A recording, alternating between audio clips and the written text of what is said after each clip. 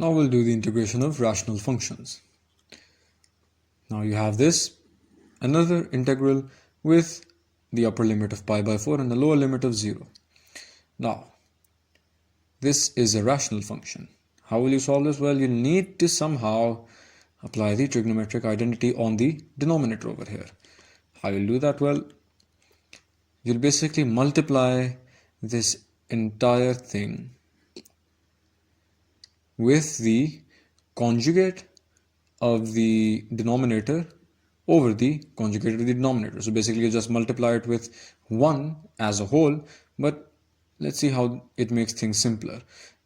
The conjugate of 1 plus sine x is 1 minus sine x. So then you'll basically multiply the original expression with the conjugate in the numerator divided by the conjugate in the denominator. So the overall value of this entire function remains the same as the original one in the question.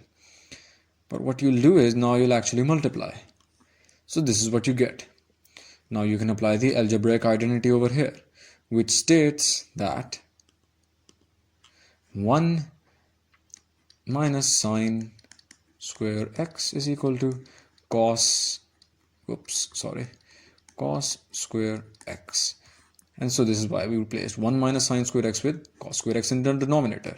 Now what you can do is you can basically just separate the 1 and the sine x with the negative sign between them, because the cos square x is the common denominator.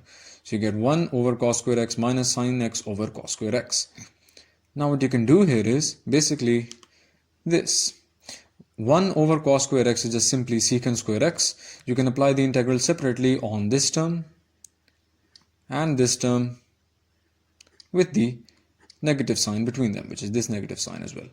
So as you can see, this sine x over cos x, this sine x over cos square x term becomes secant x tan x. How? Well, because sine x over cos square x can also be written down as 1 over cos x into sine x over cos x, which in turn 1 over cos x is just simply secant x and sine x over cos x is just tan x. So this is why you get this. And why you do this? Well, because you can apply the direct integrals of secant square x and secant x tan x over here. So this is just what you get. The integral of secant square x dx is tan x and the integral of secant x tan x dx is secant x. These are just formulas that will be given to you and you'll have to memorize them again, but these are just how they are. Now you will apply the limit separately on both of them. So apply the limit, upper limit of pi by 4 minus the lower limit of 0 in place of x minus the same for secant x.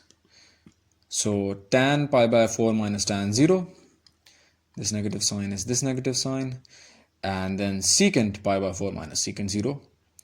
And so basically in the end you could just get this as the answer. So this is the integration of a rational function.